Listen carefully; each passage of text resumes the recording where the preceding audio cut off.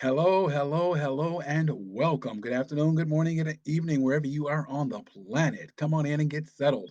My name is Anthony Carter. I'm the host, producer, creative genius, madman, and brilliant mind behind a movement entitled That Plant Life, a movement dedicated to supporting Black men 40 to 60 who are committed to combating hypertension without the use of medication and the addition of a whole food, plant based lifestyle. Let me say that one more time for those cheap seats in the back. Good morning, good afternoon, good evening, wherever you are on the planet. My name is Anthony Carter. I am the host, producer, creative genius, madman, and brilliant mind behind a movement entitled That Plant Life, a movement dedicated to supporting Black men 40 to 60 who are committed to combating hypertension without the use of medication and the addition of a whole food plant based lifestyle. Welcome, come on in, get a seat. Happy Tuesday. Glad that you are here. I believe I have some juicy stuff for you this evening. Before I give you the title of my talk, let me just say that as a Pisces, that is someone who recently celebrated a birthday, I get a lot of my ideas and things from visions and dreams. So at some point, I'm going to talk a very long time about the power of dreams and more importantly, or more appropriately, the power of sleep and why good sleep is what all of us need. Most of us don't get enough sleep, but I will talk about that at a later date.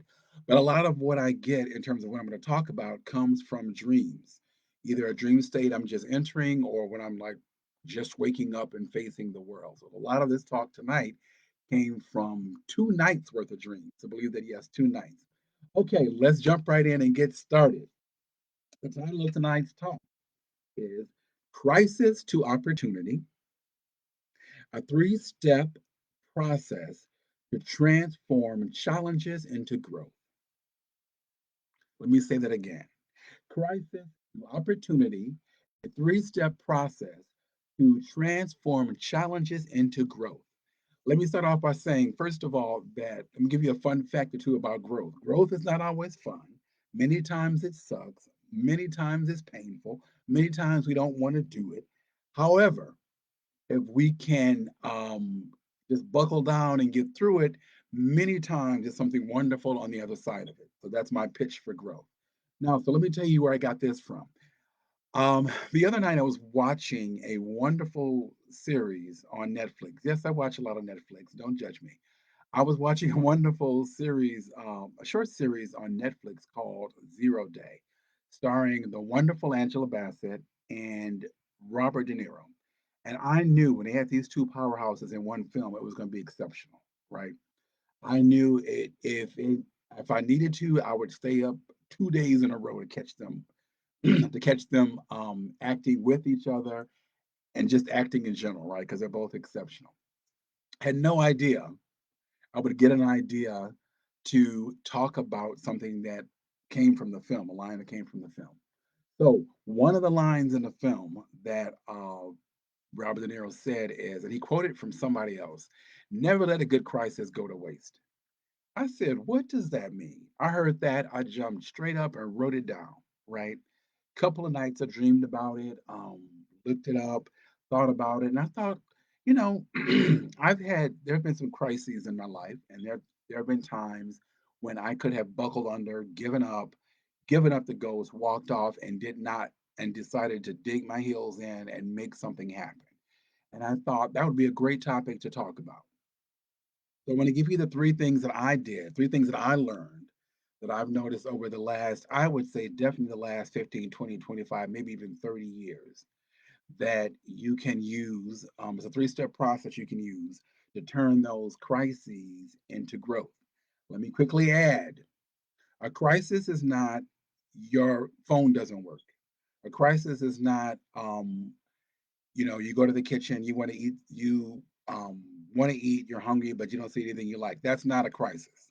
Let me get very clear. A crisis is usually something that's kind of life changing. It's something that if you don't handle it in the best way for you personally to handle it, your life will many times not develop. You will regress. You will stay stuck. Crises are designed to move us out of being stuck and to wake us up and shake off these cobwebs. So let's get started. So, um, The first thing that I realized, I was thinking about a crisis the other day, is the first step you have to take, and it's going to sound weird, it's going to sound cliche-ish, but I'm going to say it anyway, is the process, the power that is gratitude.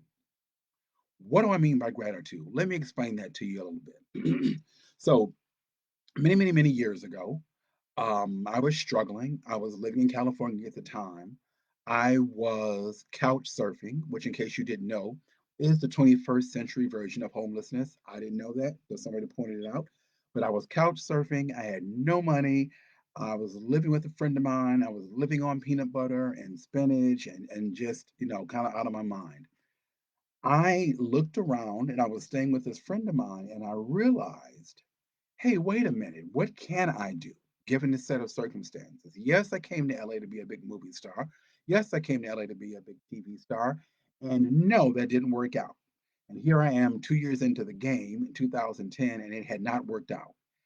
And I'm in this situation, and I'm looking around and I'm thinking, okay, I have a choice here.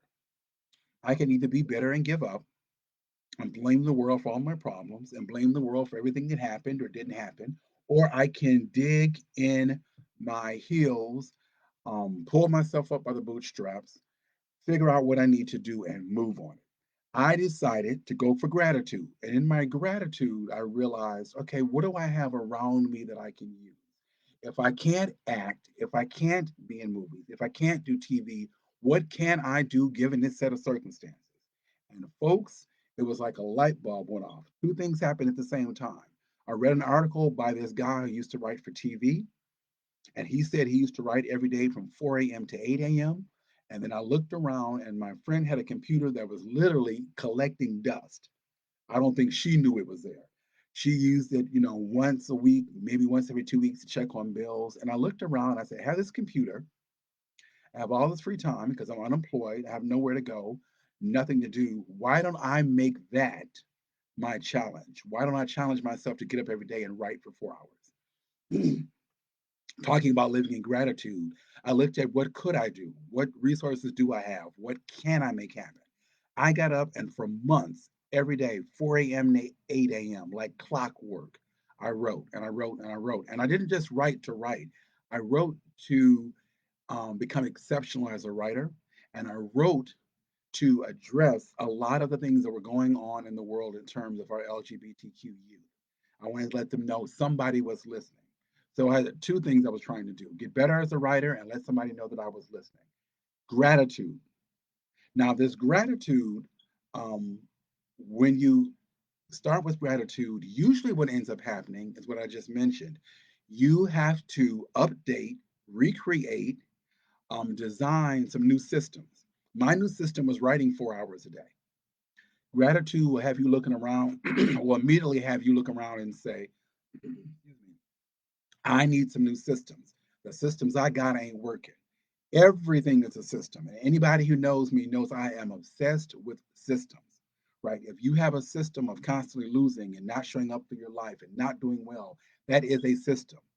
It has been designed either by you or someone who knows you or co created with you with your agreement that, okay, we're going to do it this way. That's a system.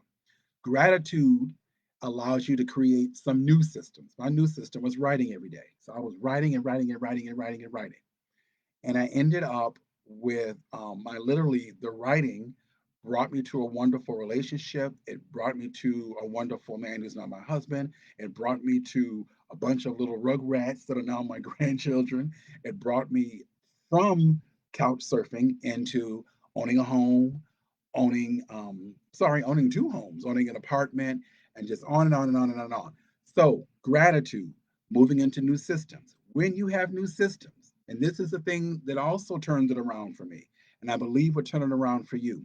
Once you have gratitude, which leads into new systems that you create, you will ultimately end up with the opportunity to reinvent yourself in terms of your identity. Who do you want to be? Who do you want to be known as? Quick side note: when I first moved to New York, I wanted to be an actor. And I moved to New York to be an actor. And I was asking people, how do how do you do this? How do you become an actor? And my friend said, look, dum dum, you get some headshots, go on some auditions, and call yourself an actor. right?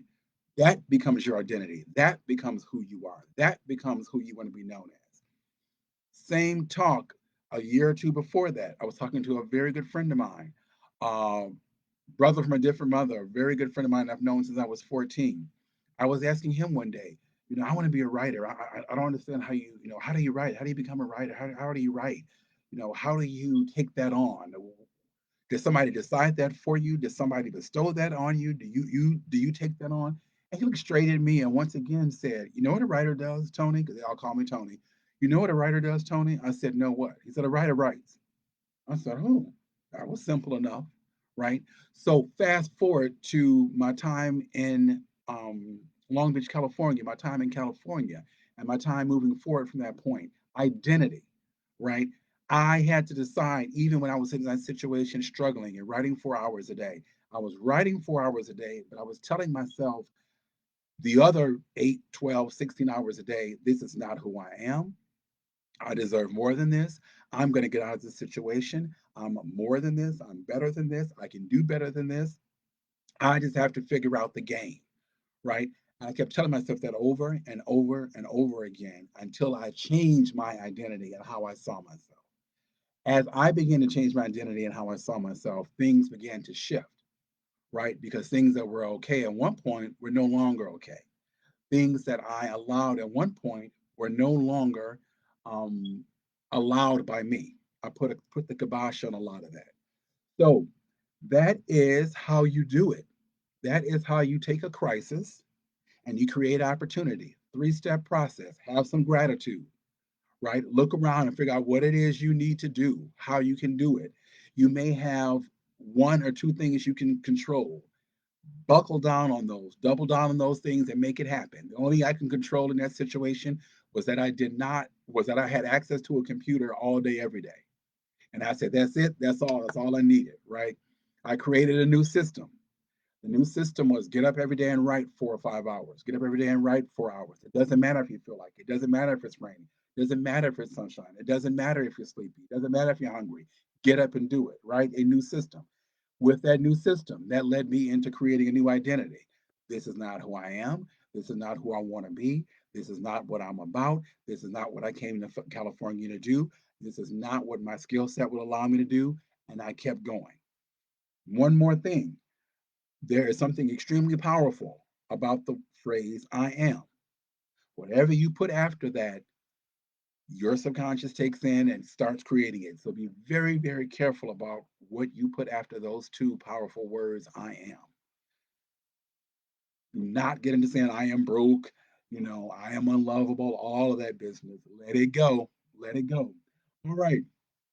So I'm going to get out of here, but before I go, I wanted to make sure that you guys, if you are interested, and you should be, make sure and go to Cellful Organics. I put the website link in the box over here. I guess this is a chat box. I'm not sure, but I put it over here above me. I'm sorry.